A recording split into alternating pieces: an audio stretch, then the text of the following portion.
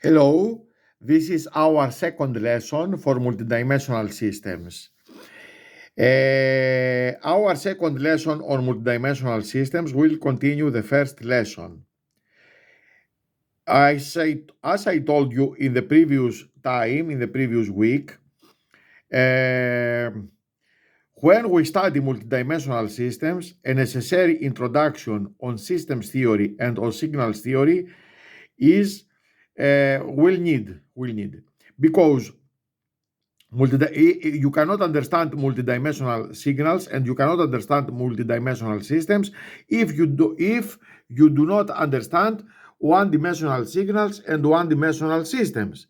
As I told you in the previous lecture, signal is every function that contains information. System is a device that processes signals. A device that accepts a signal in the input and gives another signal as output. I told you that our one-dimensional signals can be one-dimensional signals of discrete time or one-dimensional signals of continuous time. We made the repetition about linear systems and about systems time invariant.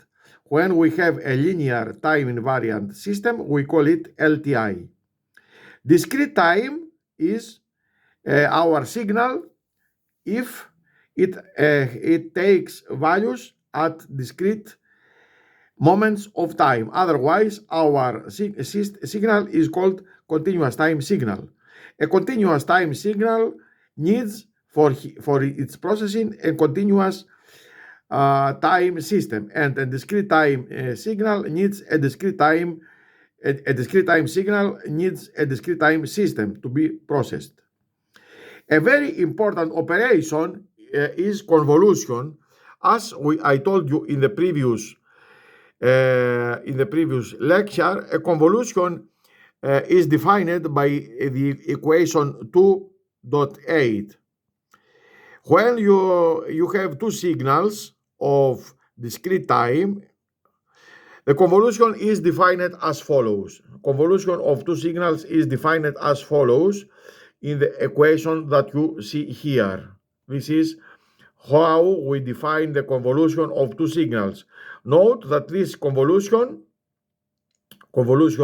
here is convolution between the signal x and the signal h, when h and x and h are signals, discrete time signals. So for discrete time signals, the convolution is defined by the equation 2.8. Where you will find all these things? Where will you find all these things to study? As I told you, we follow in our repetition the excellent book Fundamentals of Signals and Systems of Benoit Boulet. That is a classical book in introduction of signals and systems, in introduction of systems theory, and we use it now as a repetition of one-dimensional signals and one-dimensional systems, which is the necessary background to understand multidimensional signals and multidimensional systems, because you cannot understand the m dimensions if you don't understand the one dimension. So it is necessary to make a short presentation, a quick presentation of one-dimensional systems, one-dimensional signals, and one-dimensional systems. This is what we told in the previous lectures, and and you know very well that I have given you this book in PDF. For example, all these signals that you see now are signals of discrete time, okay? Discrete time signals.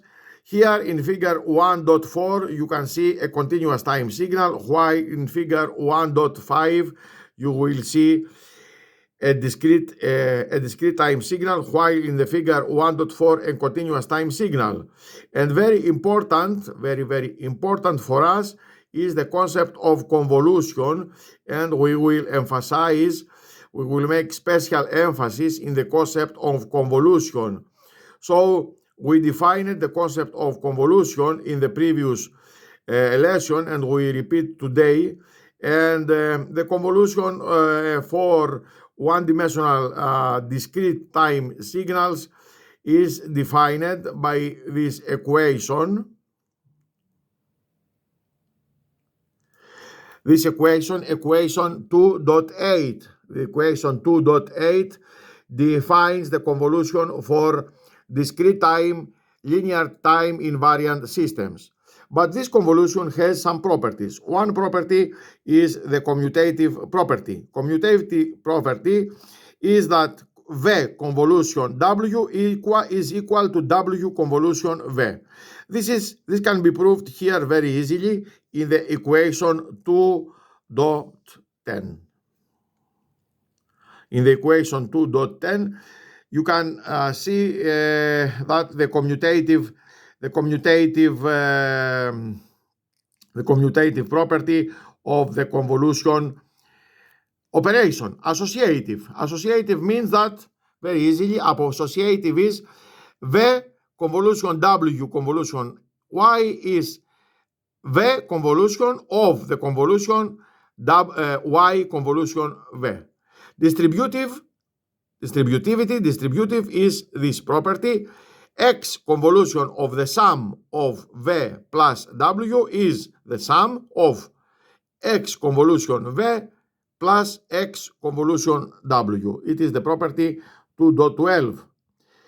Now, commutative with respect to multiplication by scalar is given by the equation 2.13, while time shift, when one of the two signals is time shifted, is given by the equation 2.14. Finally, the convolution of a signal with the unit impulse delta leaves the signal unchanged. What is this?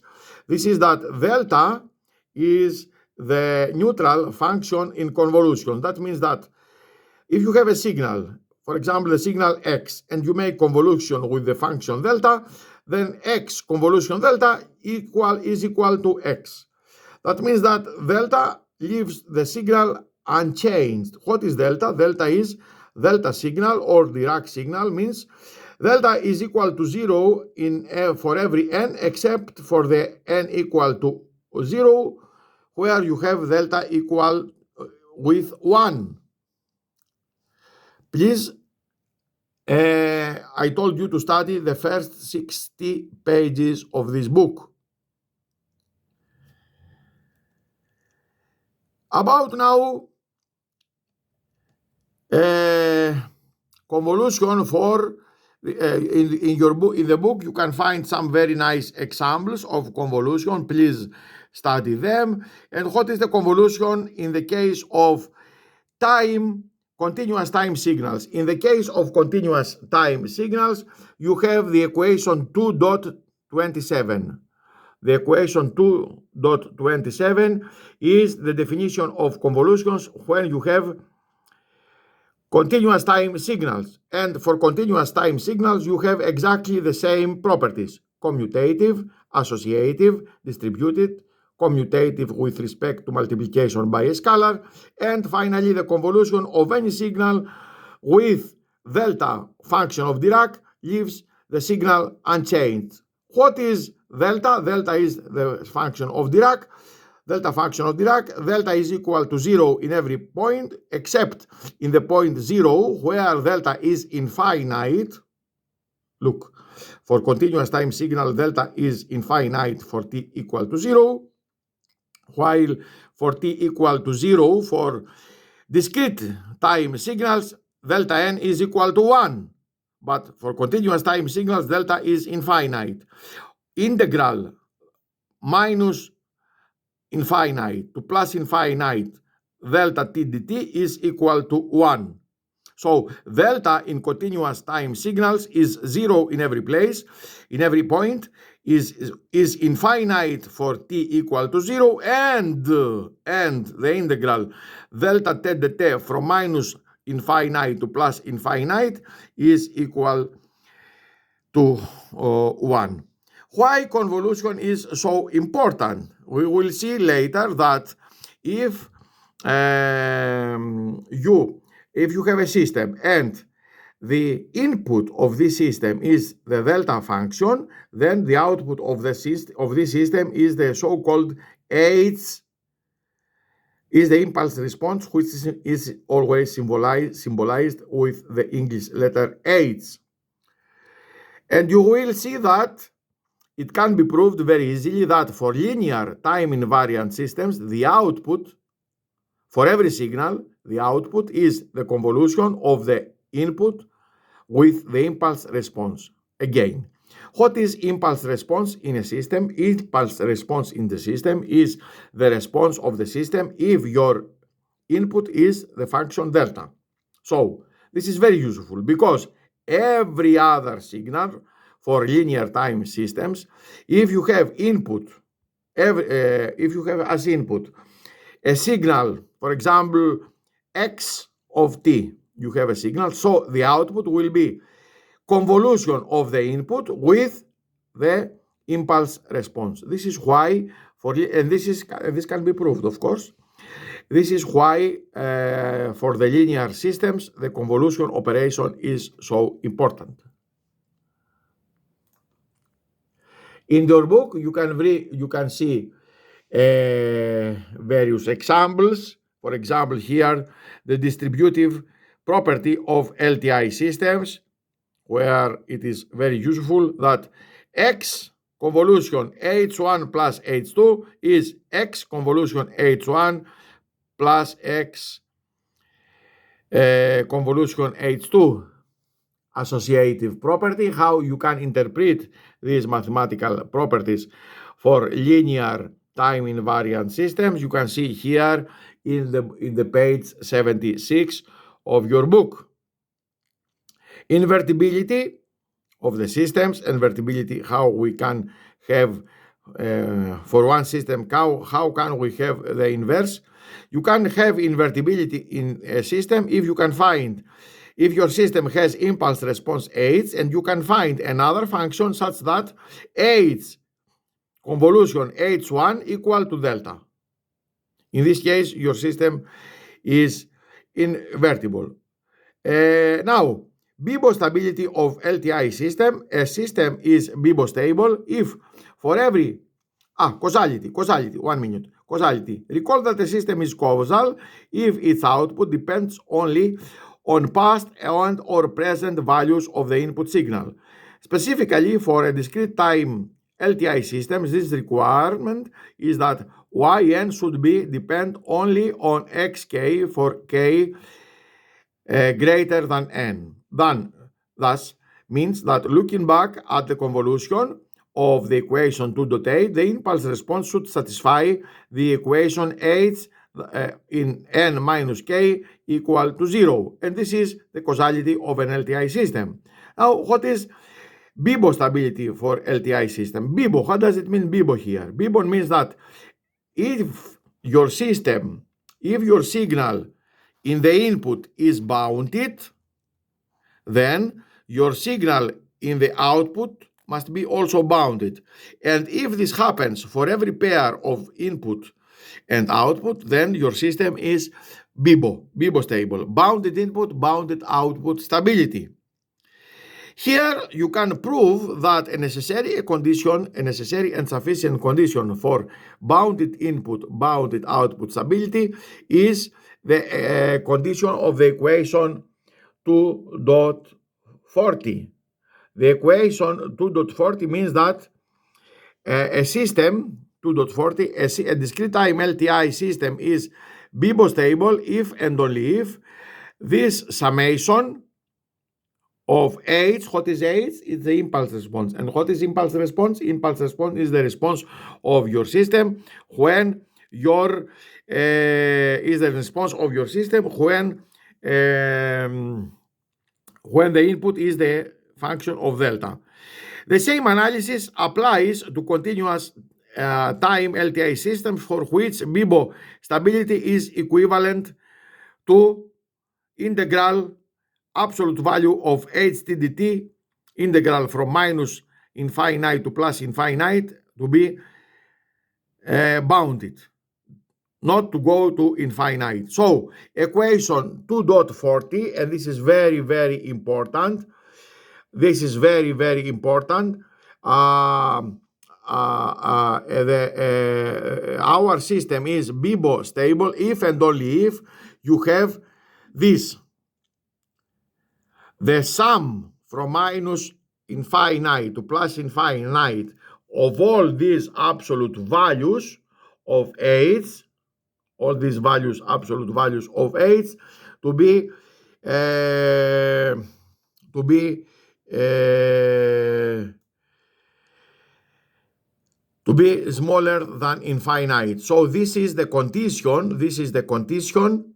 This is the condition for stability, for Bibo stability. Here, this is the condition for Bibo stability.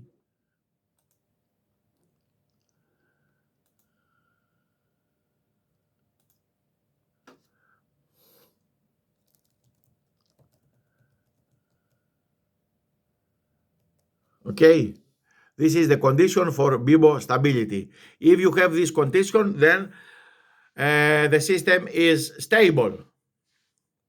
This is a condition for Bibo stability. The same applies for continuous time signals. For continuous time systems. For continuous time systems, the condition is this. If you have this, this in blue, then your system is bounded input, bounded output stable. This is for continuous time signals. And for discrete time signals, if you have this condition,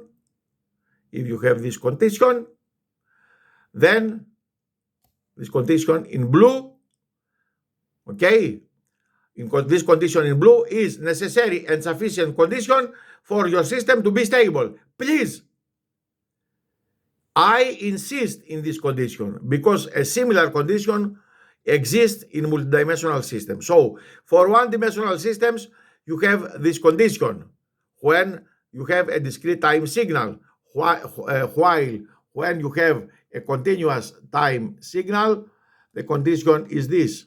The condition is this. Okay? The condition is this. This is very important. Some examples you can see here, some examples. And here, for example, you can see the example 2.14, where you can find the impulse response and the step response of the circuit of this figure, of the figure 2.34. For example, how you can find the impulse response and the step response. What is a step response? You have step response if the input is this signal, and impulse response is if your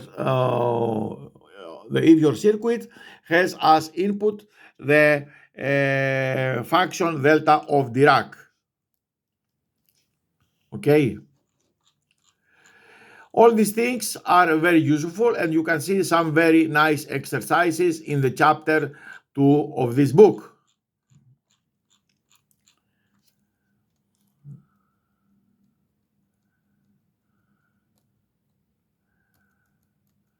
Let's go now to the next chapter of this nice book. Differential and difference LTI systems. What is this? How we can describe a system by differential equations. A system can be described by differential equation if you have a differential equation like this. This is a system. This is a system here for continuous time signals and continuous time systems. X is the input, Y is the output, and the input with the output are connected with this differential equation. This is for continuous time signals. So for continuous time signals, we have differential equations, etc., etc. But for discrete time signals, we have difference equations. For discrete time LTI signals, we have difference equation. So a difference equation is given by this. And this is the case. This is the case where you have a discrete time LTI system. Discrete time LTI system. For discrete time LTI systems and not for continuous, you have difference equations. Okay. The general solution to the previous equation can be proved. This is the equation 3.13. The general solution of this equation is the equation 3.15. You have here two parts. One part is if you have initial conditions and zero input. The other part is if you have, the first part is if you have initial zero conditions but you have input. The second part is if you have initial conditions but you don't have input. So here for linear time invariable systems, for LTI systems, it can be easily proved that the response here is a sum of two different parts. One part is the output when you have initial conditions but you don't have input, and the other part is if you have input but you don't have initial conditions. You can see the example here, this equation. Look, the equation 3.16. It depends if you have initial conditions or not. If you don't have initial conditions, then the output depends only on the input. The solution is composed of homogeneous response. Homogeneous response means natural response means that you don't have initial conditions. So homogeneous response, the first part, and the second part is the part where you have only input but you don't have initial conditions.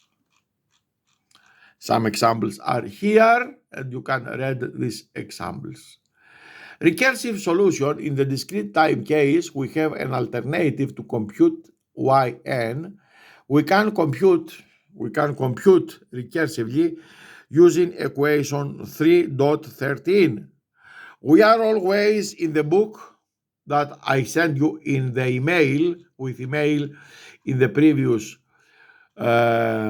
previous week, and we are now in the page 98.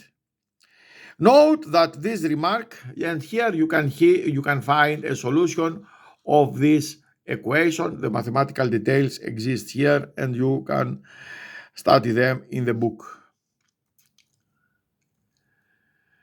Recursive solution. Note that if you have the equation 3.13, you can write it as in equation 3.16 and you can find the solution here numerically. So if you know x and y of the previous time moments, then you can find y by this equation. Consider, for example, this difference equation of the equation 3.25. If you have the equation of 3.25, taking the second and third terms on the left-hand side of equation 3.27, to the right-hand side, we obtain the recursive form of the difference equation with the equation 3.28. Assuming initial rest and that the input is an impulse xn equal to delta n, we have y minus 2 and y minus 1 equal to 0, and the recursion can be started. Here, for example, you can compute y0.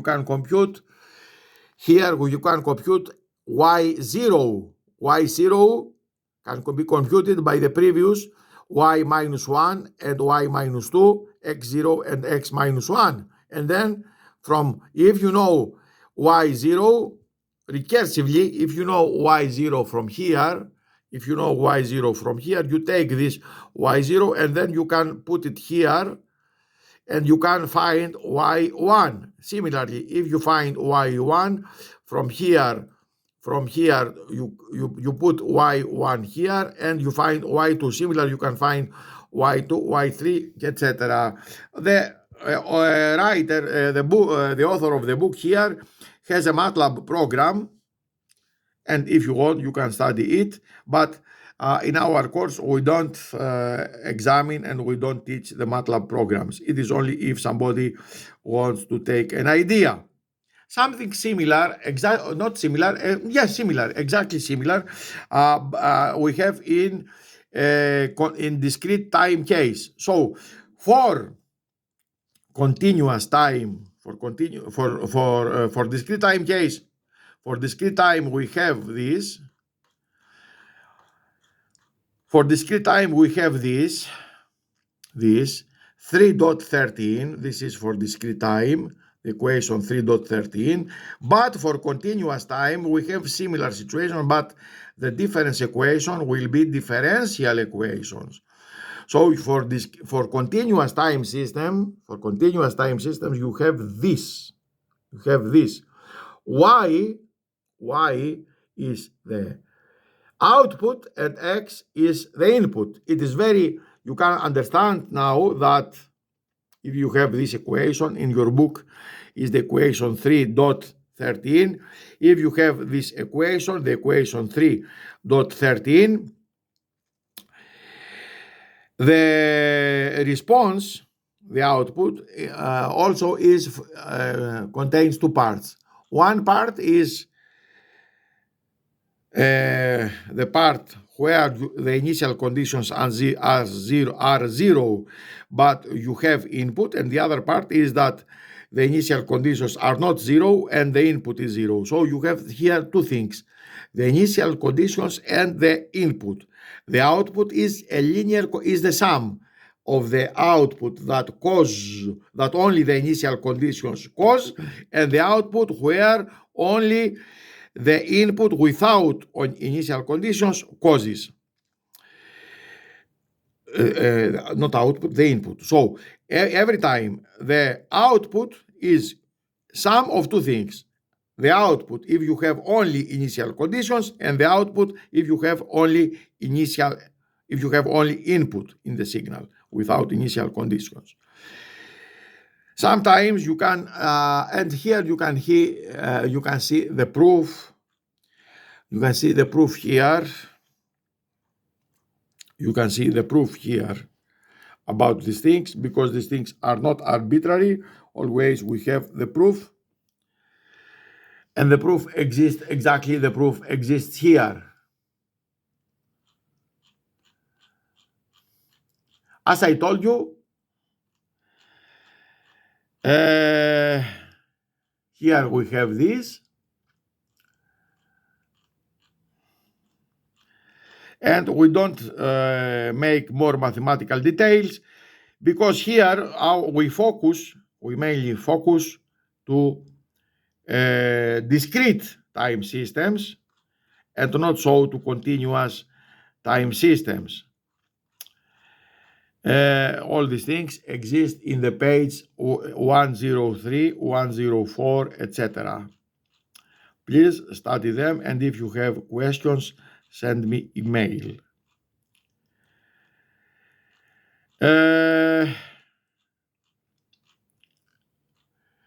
Also, in this book, you will find some very nice examples. Let's see now the impulse response of a difference LTI system. If you have a difference LTI system, then you have this system. Now we come back to discrete time systems. If you see difference equations, that means that you have discrete time systems. Consider the general form of a causal LTI difference system. In this case, you have this.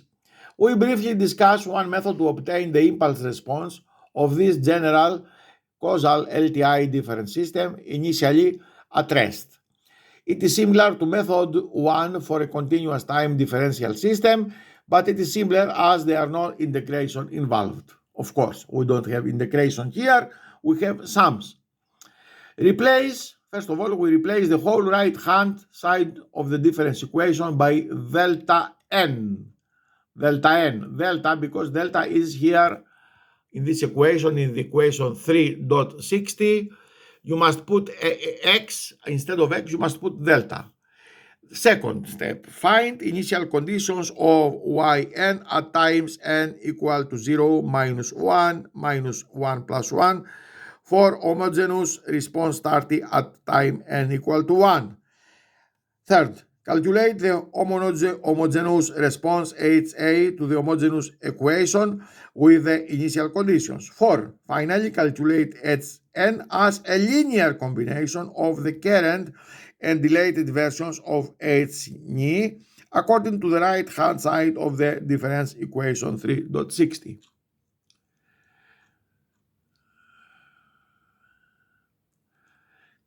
And now we will see some more mathematical details here. Some more mathematical details here. We are in our book in the page 110. We are in our book in the page 110. Step 1. Under the assumption that the system is initially at rest, that is y1 equal y in minus 1 equal to y in minus 2, etc., y minus n equal to 0, let HAN equal to yn and replace the right-hand side of equation 3.60 with a single unit impulse. Step 2. To solve the equation for HAN, we first observe that by causality the impulse can only be a part of HN, not the delayed versions h and minus k. This immediately gives us this HA0. Causality and the initial rest conditions yield the remaining initial conditions HA of minus 1, HA of minus 2, etc., HA of minus n plus 1 equal to 0. Step 3. Starting at time n equal to 1, we need to solve the homogeneous equation of 3.62 subject to the n initial conditions obtained in step 2. Assume that the solution has the form of a complex exponential czn. Substituting the exponential into equation 3.62, we get the polynomial in minus z minus 1, multiplying an exponential on the left-hand side. Divided now both sides by zn and multiplying both sides by zn, we get the equivalent equation. And this equation holds if and only if the characteristic polynomial pz vanishes at the complex number z, that is this. By the fundamental theorem of algebra, this equation has at most n distinct roots. Assume that the n roots are discrete for simplicity and let them be denoted by zkn. This means that there are n distinct exponential signals ck, zkn that satisfy the homogeneous equation 3.62. Then the solution to equation 3.62 can be written as a linear combination of these complex exponentials.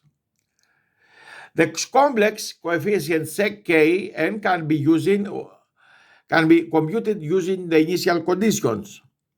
1 over h0 equal to ha0 equal sum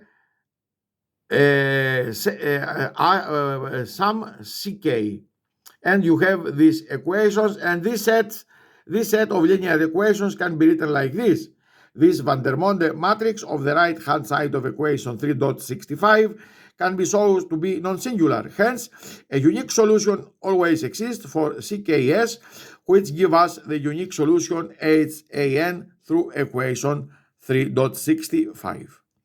Step 4. Finally, for the LTI properties of the different system, the response of the left-hand side of equation 3.6 to its right-hand side is a linear combination of Hν and delayed versions of T. Therefore, the impulse response of the general causal LTI system described by the difference equation 3.6 is given by this equation. And here you can see an example. The characteristic polynomial of an LTI differential system. Recall that the characteristic polynomial of this LTI system, 3.75, is given by the equation 3.76. What about stability?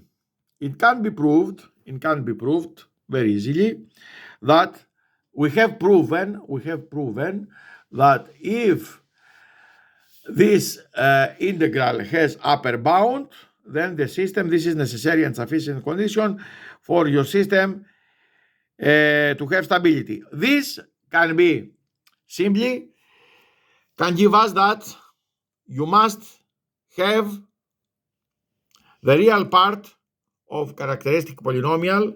All the roots must be in the negative, must have negative real part in order to have stability. All the roots must have negative real part. This can be proved very easily, that all the roots of the characteristic polynomial must have negative real part in order to have stability. Similarly, if you have discrete time systems, then in order for you to have stability, all the roots must be inside the unit circle. And you can see these examples. You can see here some examples. So, thank you very much for your attention. This was the second lesson. Unfortunately, I cannot write you more because I have difficulty to upload the video in the internet. So we prefer to stop here. But you can play this video many times and you can read the book, your book, from the page 60 to the page 118. So today you will study the book from page 60 to the page 118. This is the second lesson of multidimensional systems. Actually, for the first two lessons of multidimensional systems, we teach one-dimensional systems. At the moment, we have not started multidimensional systems yet. We have not started multidimensional signals. Now we make a repetition in one-dimensional signals and one-dimensional systems. And as I told you, one-dimensional signals can be signals of discrete time, where you have sums. For example, this is discrete time. And continuous time. Here you have continuous time. Here you have continuous time, while here you have discrete time. We examine both of them. So now we examine signals and systems of continuous time and signals and systems of discrete time. Signals and systems of one dimension, of discrete time, of continuous time, or of discrete time, or if you prefer, discrete time first and continuous time second. Please study now your book.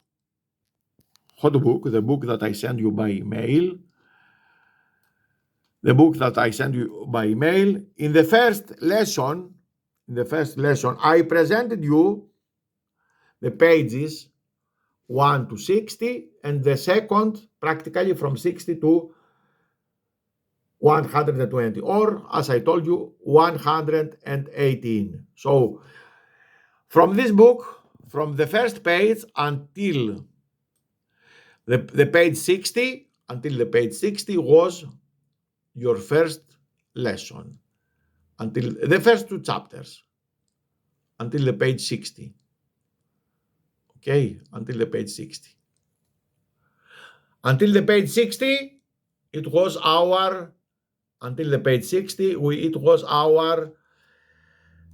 previous lesson. Our previous lesson was from the page 60 until the page, from the page 0, from the page 1 until the page 60. And from the page 60 until the page 118 is our second lesson. So thank you very much for your attention. Please play this video many times. Study the book from the page 1 until 60 for the first lesson, and for the second lesson, for the page from the page 60 to the page 118. And if you have questions, do not hesitate to send me email. Thank you very much for your attention. See you next week.